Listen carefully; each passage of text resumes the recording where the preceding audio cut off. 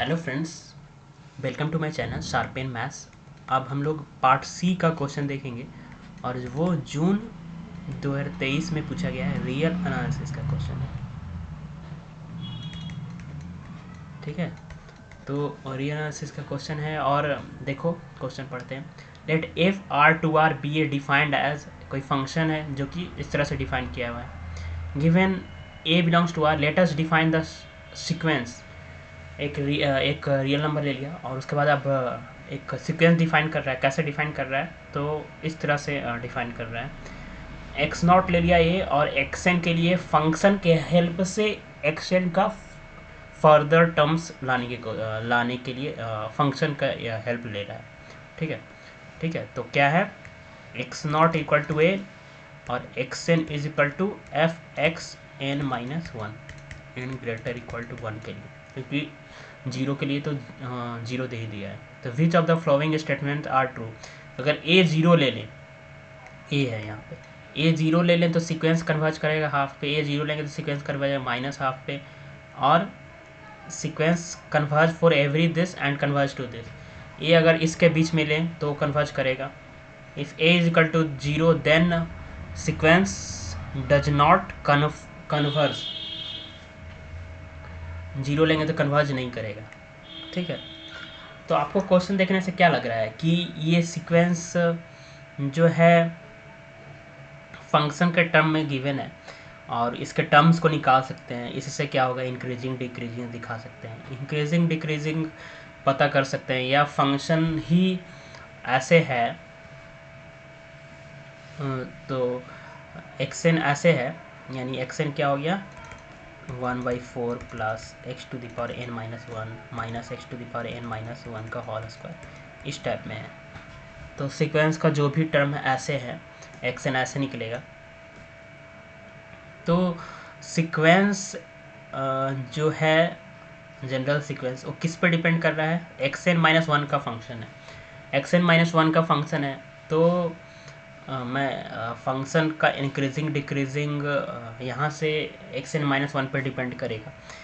ये मैं क्यों बोल रहा हूँ, क्योंकि ऐसे सीक्वेंस के कन्वर्जेंस के बारे में आप देखोगे डायरेक्ट बहुत सारे लोग क्या करेंगे, एक्स एन माइनस वन है, इसका लिमिट लेंगे, इसको करके एल ले लेंगे, इसका भी एल लेके करके सॉल्व करके निकाल देंगे। बट डिटेल्स इसके बीच का पीछे का लॉजिक क्या है, तो यहाँ पे एक्स एन ये है, दिस है, तो यहाँ पे अगर फंक्शन मोनोटोनिक हो जाए और बॉन्डेड हो जाए, सीक्वेंस मोनोटोनिक हो जाए, फंक्शन का मतलब ये होगा, सीक्वेंस मोनोटोनिक हो जाए बॉन्डेड हो जाए, तो वो रिजल्ट से sequence is convergent if and only if it is bonded, तो वो क्या हो जाएगा, सीक्वेंस कन्वर्जेंट प्रूफ हो जाएगा। तो सीक्वेंस मोनोटोनिक होगा कि नहीं, इसको कैसे शो करेंगे, तो एक्स एन माइनस वन का सीक्वेंस फंक्शन है, तो एक्स एफ एक्स एन इसको मान लेते हैं, या फिर क्या मान लें, ठीक है, एफ एक्स एन मान लेते हैं। तो एफ डैश एक्स एन करते हैं, देखते हैं कि मोनोटोनिक है कि नहीं। एक तो मोनोटोनिक कैसे डेरिवेटिव करके फाइंड आउट कर सकते हैं कब होगा मोनोटोनिक। दूसरा मोनोटोनिक कैसे कर सकते हैं, आप इसका N is equal to one ले लो, तो जीरो पुट का एक्स वन क्या आएगा, 1/4 plus A minus A square, इस टाइप से आएगा। ठीक है, एक्स वन, फिर एक्स टू निकालोगे इस तरह से। अब ए का वैल्यू जैसा ऑप्शन से चेक करोगे, ए का वैल्यू जीरो लोगे तो एक्स वन क्या आ गया, 1/4। ठीक है, एक्स टू निकालोगे तो क्या आएगा, 1/4 प्लस 1/4 माइनस 1/4 स्क्वायर। ठीक है, तो ये भी ऐसे आएगा, जो कि क्या आएगा, 2/4 1/2 माइनस 1/16, यानी क्या आएगा 7/16, जो कि X one greater than X two. इस तरह से निकालते जाओगे तो ये क्या बढ़ते जाएगा, चेक कर सकते हो। तो यहाँ पे हम जनरल वैसे इसका डेरिवेटिव कर देते हैं, डेरिवेटिव करते हैं। ठीक है, तो क्या होगा, x one minus 2xn minus one. तो यहाँ से कोई भी फंक्शन का डेरिवेटिव अगर पॉजिटिव होता है तो इंक्रीजिंग होता है, तो पॉजिटिव कर दो, पॉजिटिव करोगे तो यहाँ से क्या आएगा,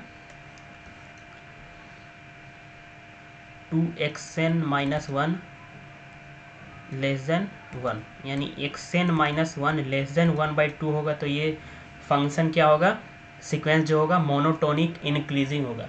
तो देखो क्वेश्चन को कैसे बनाया है, फंक्शन के टर्म में दे दिया, जिससे आपको इंक्रीजिंग डिक्रीजिंग सीक्वेंस में जो मोनोटोनिक और बाउंडेड के लिए ज़रूरत पड़ता है, वहाँ पे फंक्शन के हेल्प से आप डिक्रीजिंग इंक्रीजिंग डेरिवेटिव के हेल्प से कर सकते हैं, कैलकुलस लगा सकते हैं, फिर उसका मैक्सिमम वैल्यू मिनिमम वैल्यू से बॉन्डेड भी चेक कर सकते हैं ना, मैक्सिमम कितना होगा उसी में के बीच में लाई करेगा सीक्वेंस का वैल्यू, तो बॉन्डेड भी पता चल जाएगा। तो xn-1 का वैल्यू अगर हाफ से छोटा है तो सीक्वेंस क्या हो जाएगा, मोनोटोनिक हो जाएगा, मोनोटोनिकली डिक्रीजिंग हो जाएगा। ठीक है, तो अगर xn-1 ये लेंगे तो मोनोटोनिकली इंक्रीजिंग होगा। अगर xn-1 ग्रेटर देन 1/2 ले ले तो सीक्वेंस क्या हो जाएगा, मोनोटोनिकली डिक्रीजिंग, इस केस में मोनोटोनिकली इंक्रीजिंग। बट ये तो हो गया इंक्रीजिंग डिक्रीजिंग, और यहाँ पे इसका मैक्सिमम वैल्यू निकाले फंक्शन का, तो मैक्सिमम वैल्यू क्या आएगा,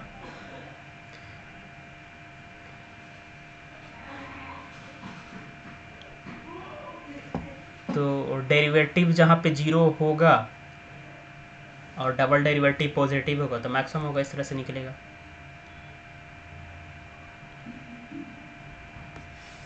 इसका डेरिवेटिव जीरो कब होगा, एफ डैश एक्सएन जीरो कब होगा, जब xn-1 1/2 होगा।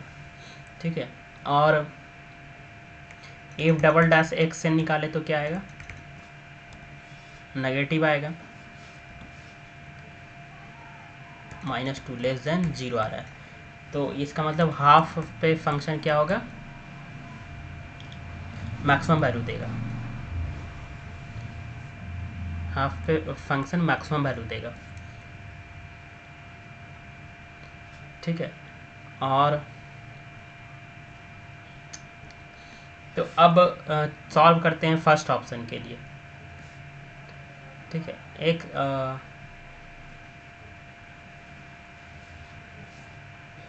और एक चीज़ और यहाँ पे ऐड कर देता हूँ मैं, xn इज इक्वल टू अगर हाफ ले लेते हैं तो मैक्सिमम वैल्यू देगा। ठीक है, मैक्सिमम वैल्यू देगा, लेकिन मैक्सिमम वैल्यू होगा कितना,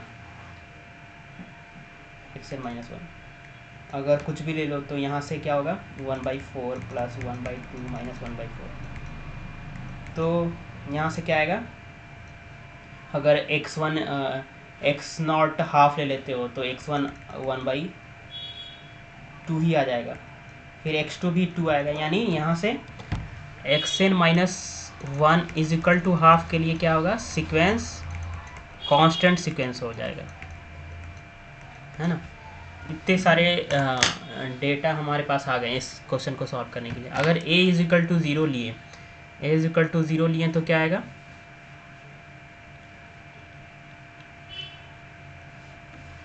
यहाँ से देख सकते हैं a इज इक्वल टू 0 पे क्या आ रहा था, 1/4 x2 7/16 इंक्रीजिंग आ रहा है। तो इंक्रीजिंग के केस में मैक्सिमम वैल्यू कहाँ पे मिल रहा है, मैक्सिमम वैल्यू इसका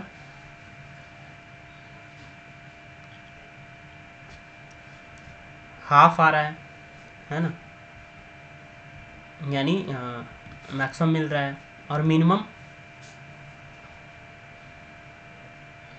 यहीं से स्टार्ट हो रहा है, यानी सीक्वेंस का वैल्यू कहाँ से स्टार्ट हो रहा है, 0 से स्टार्ट हो रहा है ना, तो 0 मिनिमम वैल्यू हो गया। तो यहाँ से बोल सकते हैं कि फर्स्ट केस में xn का वैल्यू 0 से less equal greater than half हो रहा है, बॉन्डेड हो गया, बॉन्डेड हो गया, और a इज इक्वल टू 0 लेने से सीक्वेंस क्या है,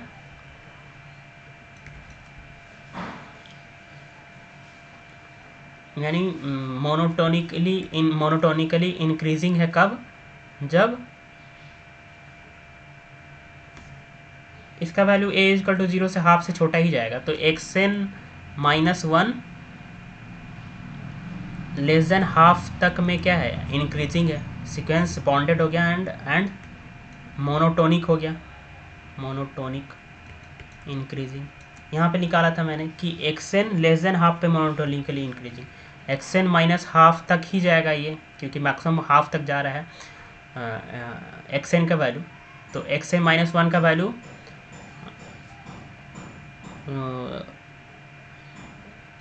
हाफ से कम होगा, हाफ से कम के लिए मोनोटोनिकली इंक्रीजिंग बोल सकते हैं कि एक्स एन माइनस वन बढ़ते बढ़ते कहाँ तक जा रहा है, हाफ तक जा रहा है। तो हाफ से छोटा के लिए यहाँ पे मोनोटोनिकली इंक्रीजिंग है। और हाफ के लिए क्या बोलेंगे, एक्स एन माइनस वन अगर हाफ होगा तो कांस्टेंट हो जा रहा है। तो दोनों केस में सीक्वेंस क्या हो गया, कन्वर्जेंट हो गया। अब कहाँ पे कन्वर्ज होगा ये फाइंड आउट करना हो तो ऐसे भी बोल सकते हैं, इंक्रीजिंग हो रहा है तो बॉन्डेड अब पे कन्वर्ज करता है। तो यहाँ से अगर ऐसे नहीं निकालना चाहते हो, आप ऐसे निकालना चाहते हो तो क्या कर सकते हो, कन्वर्जेंट हो गया तो मान लिया सीक्वेंस एक्स एन एल पे कन्वर्ज कर रहा है तो limit n tends to infinity x N minus one भी एल होगा।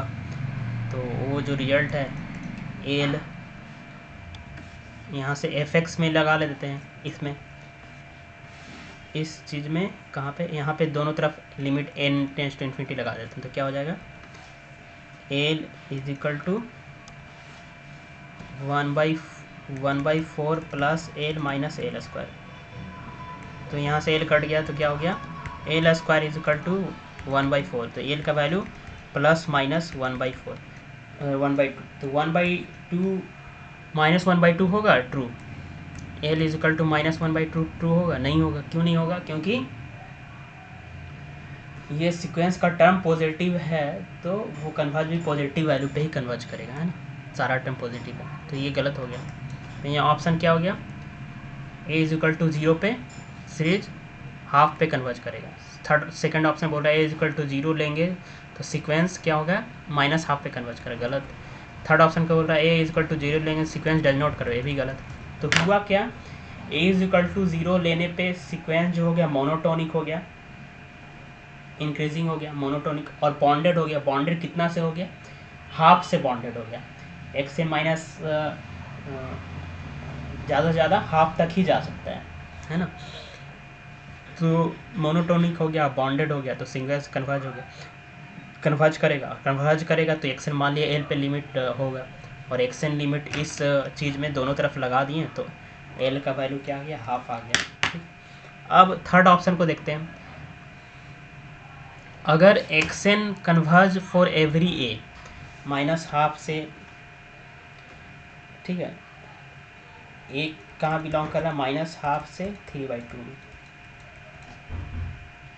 तो ए का वैल्यू माइनस हाफ से हाफ तक में क्या होगा, माइनस हाफ से हाफ तक में क्या होगा, 0 इसी के बीच में लिया था एक एग्जांपल।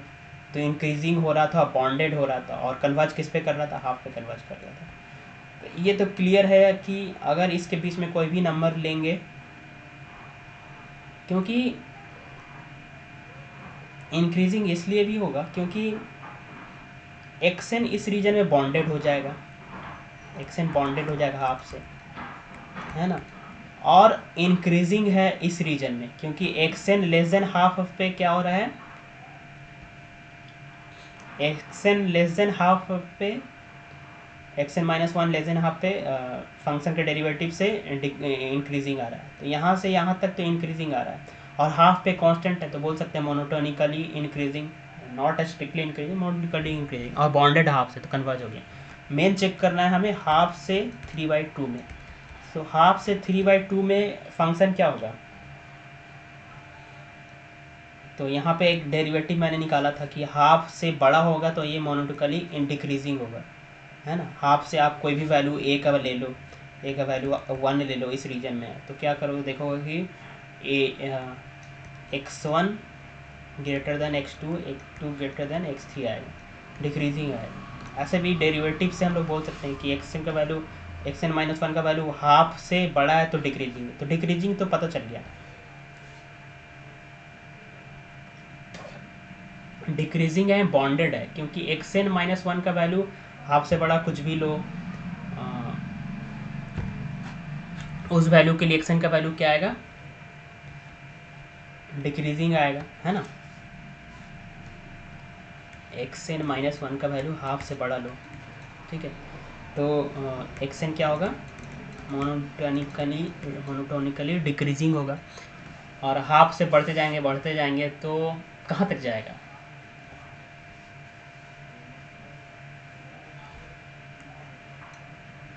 ये चेक करना है। तो हाफ से बढ़ते जाएंगे तो ये क्या हो जाएगा,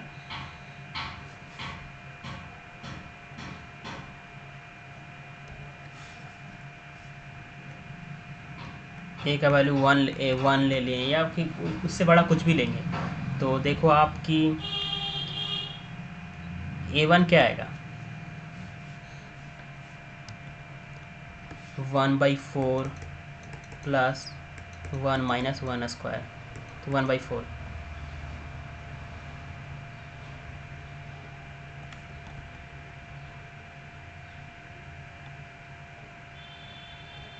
तो 1/4 आ गया है ना, ये घटते जाएगा।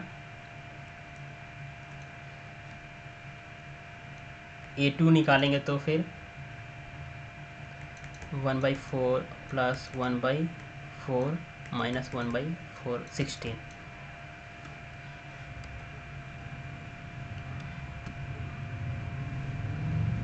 ए का वैल्यू मैंने 1 लिया, तो 1 लेने पे क्या आया, फर्स्ट ए x0 1 लेने से x1 1 आया, x2 क्या आएगा 1/4 आया,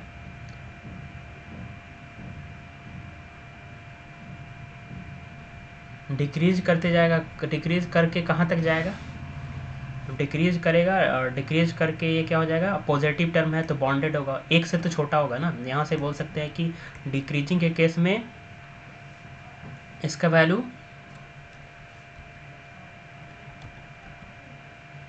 3/2 से छोटा होगा, ठीक है, 3/2 से छोटा होगा और 0 से बड़ा होगा। तो इस तरह से देख सकते हैं कि ये x0 का वैल्यू 1 लिए तो इसका वैल्यू क्या है 1/4, x1 का वैल्यू 1/4, 1/4 लिए तो आया कुछ 1/4 प्लस 1/4 1/16, यानी 2/4 माइनस 1/16, यानी 1/2 माइनस 1/16, यानी 7/16। तो वैल्यू क्या हो गया, घटा ना, घटते घटते घटते घटते कहाँ तक जाएगा, ये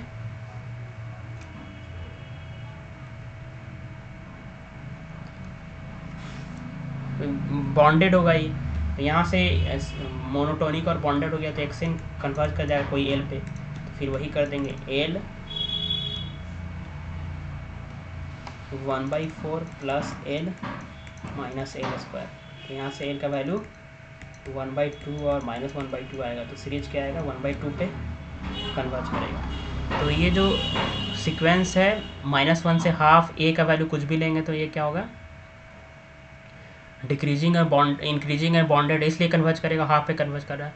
और हाफ से बड़ा 3/2 से छोटा लेंगे तो क्या होगा, सॉरी डिक्रीजिंग होगा और बॉन्डेड होगा, इसलिए हाफ पे कन्वर्ज करेगा, मोनोटोनिक एंड बॉन्डेड हो गया। तो -हाफ से हाफ तक में इंक्रीजिंग एंड बॉन्डेड, हाफ से 3/2 में डिक्रीजिंग एंड बॉन्डेड, इसलिए कन्वर्ज करेगा, ठीक है। तो यहाँ से और हाफ पे एग्जैक्ट कांस्टेंट सीक्वेंस आ जाएगा ना। तो ये थर्ड ऑप्शन और फर्स्ट ऑप्शन क्या हो गया, 2 हो गया। Okay, thank you.